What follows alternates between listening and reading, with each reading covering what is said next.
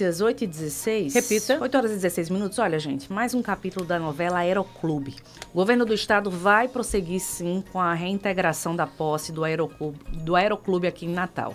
A Secretaria de Estado da Administração oficiou à Procuradoria-Geral do Estado que proceda com a judicialização da retomada de posse do imóvel, que tem 30 mil metros quadrados e está localizada numa das áreas mais nobres da capital. O secretário de Administração, Pedro Lopes, ele disse que o governo do estado vai anunciar em breve os planos para a destinação dessa área. O Aeroclube, minha gente, é um dos imóveis vinculados ao chamado Fundo Garantidor daquele contrato da Arena das Dunas e foi avaliado na época por 46 milhões de reais, segundo o governo do RN.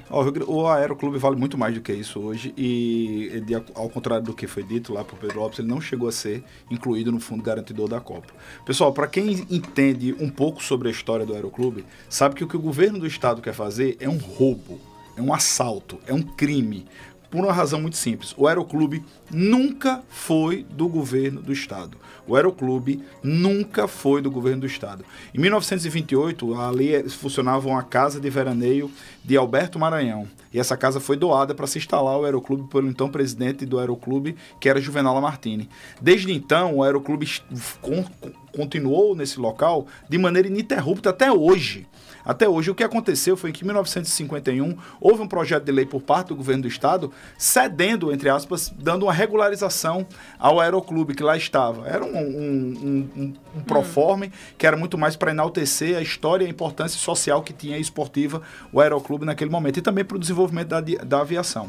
Porém, durante a ditadura militar, houve a força, a extinção do Aeroclube, da sociedade como um todo, apesar das pessoas que faziam parte do Aeroclube permanecerem na área durante o período da ditadura. Depois disso, os atos foram revogados e lá permaneceu o Aeroclube continuando desde onde estava em 1928. Acontece que essa extinção do Aeroclube que aconteceu devido a uma ação da ditadura militar fez com que o Estado, já em 2014, se eu não me engano, acionasse a justiça querendo ter a posse, porque disse que o Aeroclube deixou de existir, como se eles tivessem deixado de existir por não ter sido um ato da ditadura militar. Então são três problemas aí claros. O Aeroclube tem uso capião claro da área, porque não era uma terra devoluta, era uma área privada e que foi doada, nunca teve nenhum registro em nome do Estado. O Estado fez uma cessão, uma doação a non domino, ou seja, fez uma doação de algo que não era seu, e posteriormente a extinção do Aeroclube aconteceu por algo que foi durante o período da ditadura militar, que, claro, são atos considerados ilegais posteriormente. Então, são pelo menos esses três atos, sem falar que também o próprio processo não ouviu o Aeroclube, não citou o Aeroclube em 2016 ou 2017, não vou lembrar, quando estava na discussão da posse. A decisão da primeira instância, do Dr. Janilson, aqui da Justiça Federal, não tratou sobre esses três pontos específicos. Ele simplesmente largou para si um problema, que é um problema muito sério, e deixou para lá essa decisão para que o TRF fosse decidir, e assim será. E assim vai acontecer. Claro que haverão todos os argumentos que serão utilizados tanto pelo governo do estado quanto pelo próprio Aeroclube. O que mais chama atenção, Virginia, se me permitam até, me desculpem por me alongar, é a gente ver que o governo do estado até hoje não disse nenhum projeto que tem para o Aeroclube. Pois é, Júlio. Zero. Não tem nenhum projeto que possa ser dito. Eles podem ter alguma pensamento de fazer uma permuta com alguma construtora para ali encher de prédios e acabar com a atividade esportiva e social que tem no Aeroclube, que tem mais de 300 atletas que fazem parte do CBC, que fomenta o tênis, foi lá onde surgiu Vitória Barros, que é uma tenista de nível mundial hoje em dia, que está caminhando, e ela, quando vem para cá, treina no Aeroclube. Então, o Estado quer fazer caixa com um terreno que nunca foi seu. O Estado quer roubar o Aeroclube para fazer caixa e fazer politicagem, né? A gente não sabe se isso vai conseguir, porque o Estado tem terrenos demais. Veja como é que está o Caique, um lixo. O Caique é um lixo. Veja todos, eu falei só o Caique, mas eu posso dizer o Parque das Dunas, todos os outros equipamentos que são administrados pelo governo do estado, que pelo estado como um todo, para não dizer que somente essa gestão. O estado não tem competência para fazer a gestão.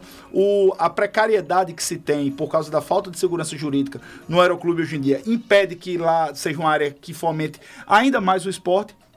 E a gente vê Pedro Lopes dizer, não, a gente vai anunciar em breve o plano para o Aeroclube. Não tem plano. O Estado não tem plano. Ali, quando se fechar o Aeroclube, o que vai acontecer é virar uma casa de noiado, de drogado, tudo escuro, aumentar a insegurança no local, desvalorizar imóveis ao lado e acabar com um clube quase que centenário e com atividade esportiva de futebol, de basquete, de natação, de tênis, beach tênis, futevôlei, vôlei de praia, tudo isso que acontece lá, mas o Estado dá de ombros porque não tem nenhum interesse no esporte. Júlio, você fez um desabafo. Quase que um desabafo. Historiou porque... fazendo um desabafo, mas essa é a realidade que se encontra. E de tudo que Júlio Pinheiro falou, e foi importante ele historiar isso pra gente, a gente conhecer um pouco o que envolve a questão daquela área, daquele terreno que começou aqui no Rio Grande do Norte. Ele remeteu aí ainda à casa de políticos como Alberto Maranhão.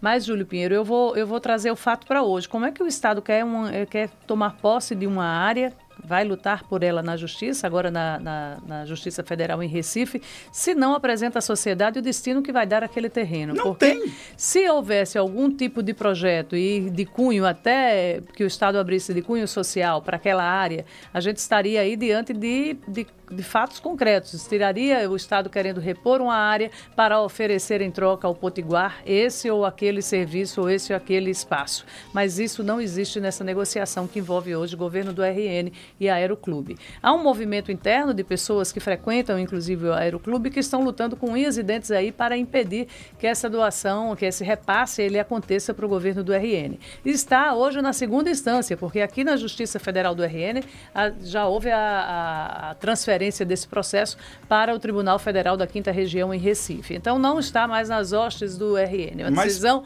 que ainda vai caber, inclusive, recursos.